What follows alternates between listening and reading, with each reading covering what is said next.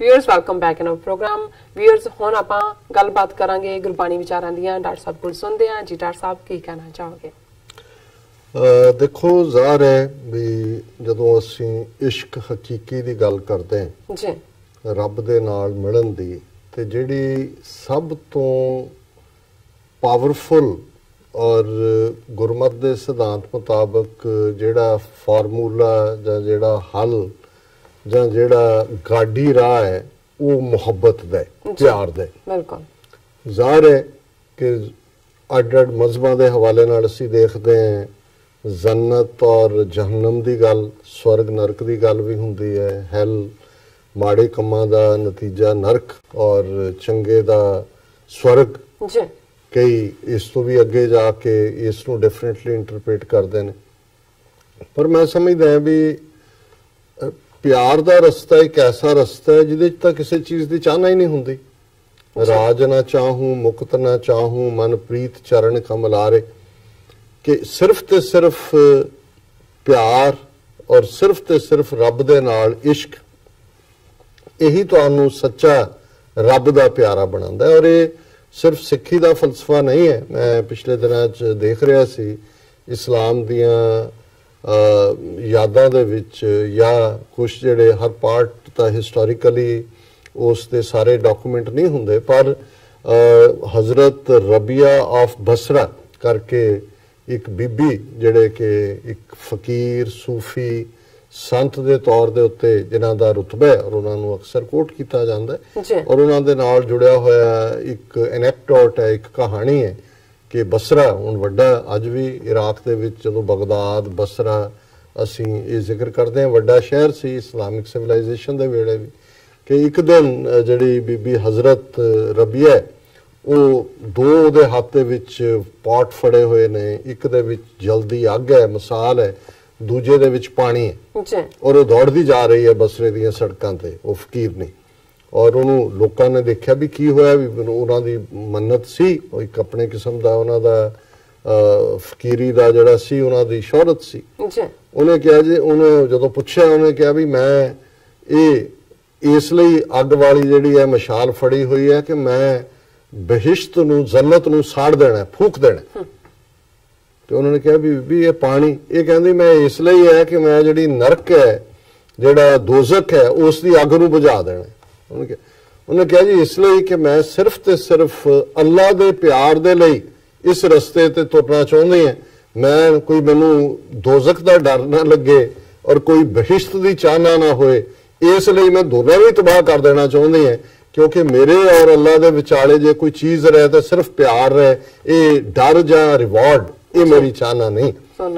सो मैं समझदा भी ये है। और बहुत बार कई बार इस्लाम दे इंटरप्रटेशन जिहड़े लोग एक बायस भी रखते ने कि जी फलां और बहिश्त इन्नियां हूरां मिलणगियां इन्ना फलाना होएगा वो जिहड़ा दुध दियां शहद दियां नहरां होणगियां।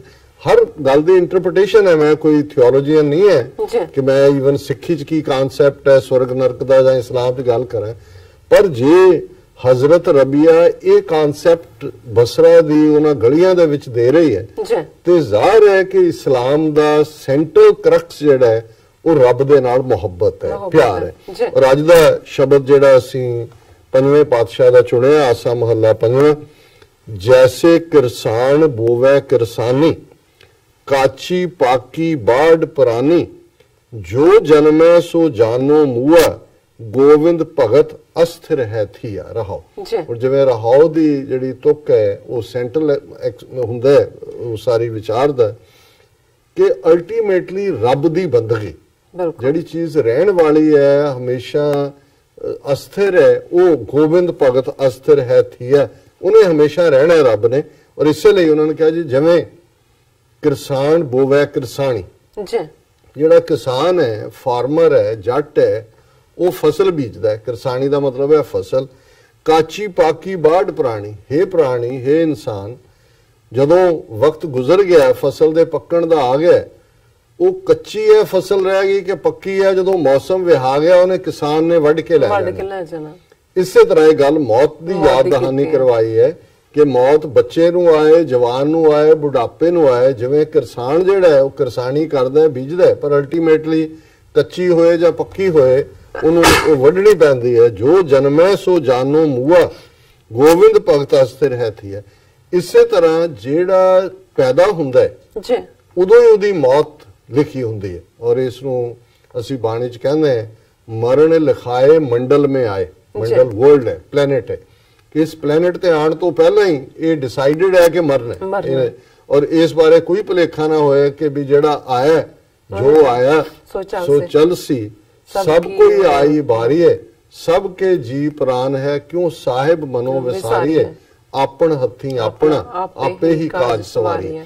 ਕਿ ਜੋ ਹੈ ਉਹ ਹੋਣਾ ਔਰ ਕਰਨਾ ਵੀ ਆਪ ਹੀ ਪੈਣਾ ਹੈ। ਜਿਹੜਾ ਰੂਹਾਨੀ ਸਫ਼ਰ ਹੈ, ਇਸ਼ਕ ਹਕੀਕੀ ਦਾ ਸਫ਼ਰ ਹੈ, ਕੋਈ ਤੁਹਾਨੂੰ ਰਾਹ ਤਾਂ ਦਰਸਾ ਸਕਦਾ, ਉਹ ਤੁਹਾਡਾ ਮੁਰਸ਼ਦ ਹੋਏ, ਗੁਰੂ ਹੋਏ, ਪੈਗੰਬਰ ਹੋਏ, ਪੀਰ ਹੋਏ, ਗੁਰਮੁਖ ਹੋਏ, ਸੰਤ ਹੋਏ, ਸਾਧੂ ਹੋਏ, ਫਕੀਰ ਹੋਏ, ਉਹਨੂੰ ਕੋਈ ਵੀ ਤੁਸੀਂ ਰੁਤਬਾ ਦੇ ਦਿਓ, ਉਹ ਤੁਹਾਨੂੰ ਰਾਹ ਦਿਖਾ ਸਕਦਾ ਹੈ, ਪਰ ਚੱਲਣਾ ਆਪ ਪੈਂਦਾ। ਔਰ ਇਸ ਨੂੰ ਗੁਰੂ ਸਾਹਿਬ ਨੇ ਫਰਮਾਇਆ ਦਿਨ ਤੇ ਸਰ ਪਰ ਪੌਸੀ ਰਾਤ, ਰਹਿਣ ਗਈ ਫਿਰ ਹੋਏ ਪ੍ਰਭਾਤ। ਕਿ ਜਿਵੇਂ ਦਿਨ ਤੇ ਸਰ ਪਰ ਪੌਸੀ, ਸਰ ਪਰ ਹੁੰਦਾ ਮਸਟ, ਅਵਸ਼, ਕਿ ਜਿਹੜਾ ਦਿਨ ਹੈ ਤੁਹਾਨੂੰ ਜ਼ਿੰਦਗੀ ਜੇ ਦਿਨ ਵਾਂਗ ਹੈ ਤੇ ਇਹਨੂੰ ਯਾਦ ਕਰੋ ਕਿ ਅਲਟੀਮੇਟਲੀ ਰਾਤ ਆਣੀ ਹੈ, ਇਸ ਦਿਨ ਦਾ ਐਂਡ ਹੋਣਾ, ਤੁਸੀਂ ਤੁਰਨੇ। ਰਹਿਣ ਗਈ ਫਿਰ ਹੋਏ ਪ੍ਰਭਾਤ। ਤੇ ਜੇ ਤੁਸੀਂ ਰਾਤ ਚੋਂ ਗੁਜ਼ਰ ਰਹੇ ਹੋ, ਡਾਰਕ ਡੇਜ਼ ਦੀ ਗੱਲ ਹੈ, ਮੁਸ਼ਕਲ ਮੁਸੀਬਤ ਦੀ ਗੱਲ ਹੈ, ਤੇ ਫਿਰ ਇਹ ਰੱਖੋ ਕਿ ਚਾਨਣ ਹੋਏਗਾ, ਦਿਨ ਚੜੇਗਾ। ਮਾਇਆ ਮੋਹੇ ਸੋਏ ਰਹੇ ਅਭਾਗੇ, ਗੁਰ ਪ੍ਰਸਾਦ ਕੋ ਵਿਰਲਾ ਜਾਗੇ। ਕਿ ਜਿਹੜੇ ਮੈਜੋਰਿਟੀ ਲੋਕ ਨੇ ਉਹ ਮਾਇਆ ਦੇ ਮੋਹ ਦੇ ਵਿੱਚ ਸੁੱਤੇ ਹੋਏ ਨੇ। ਦੋ ਤਰ੍ਹਾਂ ਦੀ ਨੀਂਦ ਹੈ। ਇੱਕ ਨੀਂਦ ਜ਼ਾਹਰ ਹੈ, ਅਸੀਂ ਸਾਰਾ ਦਿਨ ਕੰਮ ਕਰਦੇ ਹਾਂ ਫਿਰ ਸੌ ਜਾਂਦੇ ਹਾਂ, ਕਈ ਵਾਰੀ ਦਿਨੇ ਵੀ ਸੌ ਜਾਂਦੇ ਹਾਂ। ਇੱਕ ਤਾਂ ਉਹ ਨੀਂਦ ਹੈ, ਦੂਸਰੀ ਮਾਇਆ ਦੀ ਨੀਂਦ ਹੈ। ਔਰ ਉਹਨੂੰ ਗੁਰੂ ਸਾਹਿਬ ਨੇ ਫਰਮਾਇਆ ਕਿ ਉਹ ਅਭਾਗੇ ਨੇ, ਅਨਫੋਰਚੂਨੇਟ ਨੇ। ਔਰ ਇਹ ਗੁਰੂ ਦੀ ਬਖਸ਼ਿਸ਼ ਹੋਏ ਤੇ ਇਸ ਮੋਹ ਦੀ ਨੀਂਦ ਚੋਂ ਕੋਈ ਜਾਗਦਾ ਰਹਿ ਸਕਦਾ ਹੈ। ਕਹੋ ਨਾਨਕ ਗੁਣ ਗਾਈਐ ਨੀਤ, ਮੁਖ ਉਜਲ ਹੋਏ ਨਿਰਮਲ ਚੀਤ। ਪੰਜਵੇਂ ਪਾਤਸ਼ਾਹ ਫਰਮਾਉਂਦੇ ਨੇ ਕਿ ਭਾਈ ਉਸ ਵਾਹਿਗੁਰੂ ਦੀ ਸਿਫਤ ਸਲਾਹ, ਉਸ ਦੇ ਗੁਣ ਰੋਜ਼ ਗਾਈਏ, ਉਹਦੀ ਇਬਾਦਤ ਕਰੀਏ, ਉਸ ਦਾ ਕੀ ਹੋਏਗਾ ਮੁਖ ਉਜਲ। ਕਿ ਅਸੀਂ ਰੱਬ ਦੀ ਦਰਗਾਹ ਦੇ ਵਿੱਚ ਉਜਲ ਮੁਖ ਹੋਵਾਂਗੇ, ਹੋਏ ਨਿਰਮਲ ਚੀਤ। ਇੱਥੇ ਵੀ ਸਾਡਾ ਮਨ ਸਾਫ਼, ਮੁਖ ਉਜਲ, ਔਰ ਅਖੀਰ ਵੇਲੇ ਵੀ ਜਨੀ ਨਾਮ ਤੇ ਆਇਆ, ਗਏ ਮਸ਼ਕਤ ਕਾਲ, ਨਾਨਕ ਤੇ ਮੁਖ ਉਜਲੇ, ਕੀਤੀ ਛੁੱਟੀ ਨਾਲ। ਔਰ ਇਹ ਨਿਰਮਲ ਚੀਤ ਔਰ ਉਜਲ ਮੁਖ ਵਾਲੇ ਜਿਹੜੇ ਨੇ ਉਹਨਾਂ ਦੇ ਸਾਥ ਨਾਲ ਫਿਰ ਕਿੰਨੇ ਹੋਰ ਤਰ ਜਾਂਦੇ ਨੇ। ਇਹ ਜ਼ਾਹਰ ਹੈ ਕਿ ਕਿੰਨੇ ਉਹਨਾਂ ਨੇ ਇਸ ਰਸਤੇ ਤੇ ਲਾਏ ਲੱਗਦੇ ਨੇ। ਇਹੀ ਹੈ ਜਦੋਂ ਅਸੀਂ ਕਹਿੰਦੇ ਹਾਂ ਕਿ ਜਨਮ ਮਰਨ ਦੋਹੋਂ ਮੈਂ ਨਾਹੀ, ਜਨ ਪਰ ਉਪਕਾਰੀ ਆਏ, ਜੀ ਦਾਨ ਦੇ ਭਗਤੀ ਲਾਇਨ, ਹਰ ਸਿਓ ਲੈਣ ਮਿਲਾਏ। ਔਰ ਉਹ ਜਿਹੜੀ ਸਟੇਜ ਵਾਲੇ ਨੇ ਉਹ ਫਿਰ ਜਨਮ ਮਰਨ ਤੋਂ ਨਿਕਲ ਜਾਂਦੇ ਨੇ, ਉਹ ਰੱਬ ਦੀ ਬੰਦਗੀ ਦੇ ਰਸਤੇ ਤੇ ਲਾਉਂਦੇ ਨੇ, ਉਹ ਦਾਨ ਦਿੰਦੇ ਨੇ, ਪਰ ਉਸ ਵਾਹਿਗੁਰੂ ਦੀ ਯਾਦ ਦਾ, ਵਾਹਿਗੁਰੂ ਦੇ ਪਿਆਰ। ਬਿਲਕੁਲ ਡਾਕਟਰ ਸਾਹਿਬ, ਤੁਹਾਡਾ ਬਹੁਤ ਬਹੁਤ ਸ਼ੁਕਰੀਆ। ਤੁਸੀਂ ਅੱਜ ਦੇ ਐਮੀਸ਼ੂ ਤੇ ਅੱਜ ਦਾ ਵਿਚਾਰ ਸਾਡੇ ਦਰਸ਼ਕਾਂ ਨਾਲ ਸਾਂਝਾ ਕੀਤਾ। ਆਪਣੀ ਵੀਰਸ ਕਰਨੇ ਨੇ ਇਜਾਜ਼ਤ। ਵਿਊਅਰਸ, ਸਾਡੇ ਪ੍ਰੋਗਰਾਮ ਦਾ ਸਮਾਂ ਇੱਥੇ ਸਮਾਪਤ ਹੁੰਦਾ ਹੈ। ਤੁਸੀਂ ਆਪਣੀ ਰਾਏ ਤੇ ਸੁਝਾਅ ਸਾਨੂੰ ਭੇਜਣਾ ਭੁੱਲਣਾ। ਸਾਡੇ ਇਸ ਪਤੇ ਤੇ sos@tveri4.tv ਤੇ ਅਸੀਂ ਆਪਣਾ ਪ੍ਰੋਗਰਾਮ ਲੈ ਕੇ ਫਿਰ ਦੁਬਾਰਾ ਹਾਜ਼ਰ ਹੋਵਾਂਗੇ। ਤਦ ਤੱਕ ਲਈ ਮੈਨੂੰ ਤੇ ਆਪਣਾ ਸੁਣਾ ਗਿਆ ਦਿਓ। ਦੇਖਦੇ ਰਹੋ TVeri4।